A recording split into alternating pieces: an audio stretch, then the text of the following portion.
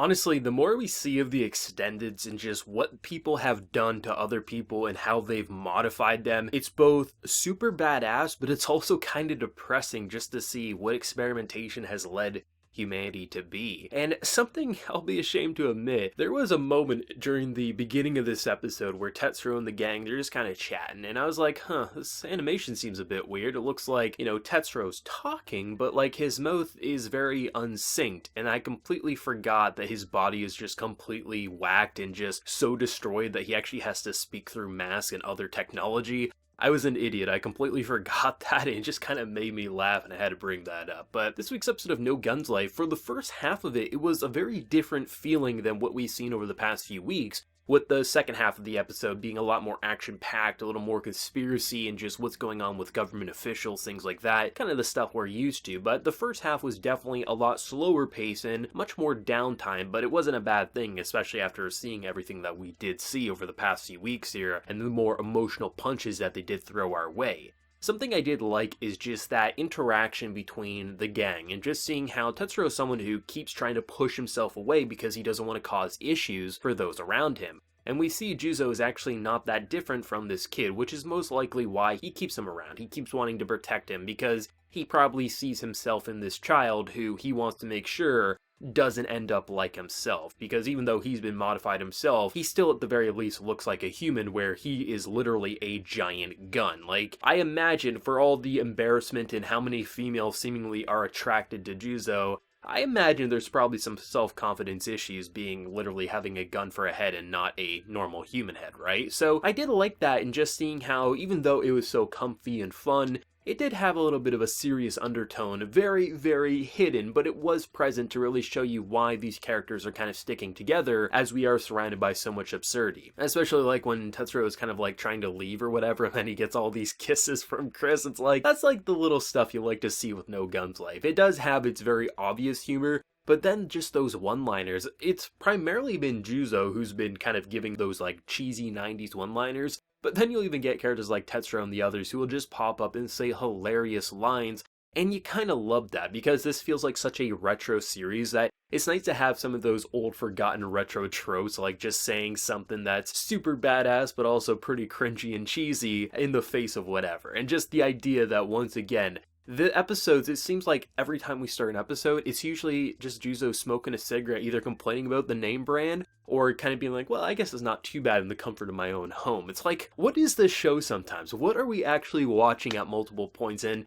it's No Guns Life. It's definitely a very acquired taste, but it's a taste that I can't get enough of and has me craving more each week. Though I will say, the idea that it seems that Juzo has been breaking extended laws more than we have seen up to this point kind of goes to his barber, who basically cleans his barrel and things like that. And it's such a weird thing to think about, the idea that he's basically getting a haircut for his body, and you'll just see him basically like cleaning the chambers, being like, oh, you finally found someone you're confident to pull your trigger. It's like, it's the funny things, but it's also very serious all at the same time. And I do have to say, I appreciate the humor in this show. No Guns Life isn't a comedy, but it has a lot of humorous moments surrounded by its more technological and serious atmosphere. And I love it, because when you look at some of these characters, you can't help but laugh. Of course, there's tragic backstory towards them, but it's nice that they don't shy away from the humor, and it's not like they're trying to tell jokes, it's just the general banter between these characters, and it usually makes me laugh. I'd say 2 out of 3 times, I'm usually laughing at either a one-liner or just the simple reactions from these characters. Like Juzo is literally a chick magnet. 2 characters in this episode wanted the gunhead. Literally wanted him, and he was getting embarrassed and flustered, like they're talking about how they love the smell of his oil. It's just like, what? Why? I love it. No Guns Life, please never change. I love that. But I love how it can also just naturally transition into more serious thing, like he's getting his chambers cleaned, and then in comes government officials who are like, thought we wouldn't figure this out, we knew you fired that gun, it's time to ship you back to where you came from. And what I found most interesting about that entire situation was how it was pretty clear they were pretty friendly with one another, because, I mean, when you see all those guns and people holding people hostage, it's like, there had to have been a reason why Juzo was so casually saying, can I at least have this finished up before you take me away? And that's when it was kind of interesting seeing how they've seemingly been kind of close and she's been kind of covering up his mess, but it seems like what he's done is a little too out there, and even she may not be able to uncover that and, cover up the traces and things like that. But it is quite interesting how even in like this political landscape, there still is corruption that is seemingly helping the general folk, but also is kind of covering up crimes. Like, this is such a weird environment where you have all this technology, which on one hand is actually pretty damn cool, but then you just see how much corruption there is on the general streets and just even in the actual political environment. Of course, you're going to have basically your mafia groups and things like that. Of course, that's going to be there, but even just seeing there's a lot of tampering with laws, either because people don't believe in the laws or they just like the person enough that they kind of turn a shoulder there, right? They just let it happen. And that's kind of interesting, especially seen by the end of the episode where Juzo was willing to snap his cuffs and kind of go down to protect his friends and companions there, and he didn't have to because of one of the people who literally just did one of the most badass things we've seen in this show, and it was so simple. He basically just put needles in his back. He literally just threw it and the guy just couldn't move anymore. That's kind of insane. Like, I assume there's probably some modifications to it. They might have hit like certain spots, but I imagine there might have been some electricity or something going through his body. But just imagining having to go up against that guy if Juzo decided to fight him, like, he could easily be taken out by just getting a prick by a needle. Like, what is this series doing with its technology and just its characters? I don't know, but it definitely has me intrigued, I have to say. When we got introduced to that whole, like, hugger, that dude was badass. I was actually disappointed he didn't get to go on a rampage a bit more. Like, he literally is just talking about how he's gonna give him his love because you freed me, and he just is using his motors and snapping him. It's like, that man is badass. Like, I really hope at one point in this show we get to see like multiple extendeds just go on a brawl, because not only are they visually interesting, the mechanics to them are pretty interesting. Like, Juzo has like this amazing gun that should they pull the trigger, we see what it did last week. It's pretty damn powerful. And then you got this one extended who literally has motors that allows his arms and whatnot to just apply immense pressure, and he can just snap robots or human bodies like it was cake. And that's kind of interesting to me. I'd be really interested to see a large-scale battle of extendeds and how that would be incorporated. Like, sure, if Juzo could get an aim on a bunch of them, he could pull the trigger and basically he would no problems there. But I definitely think we could see some interesting combat with more extended on extended combat scenarios that isn't just one-on-one, but maybe like 2-on-2,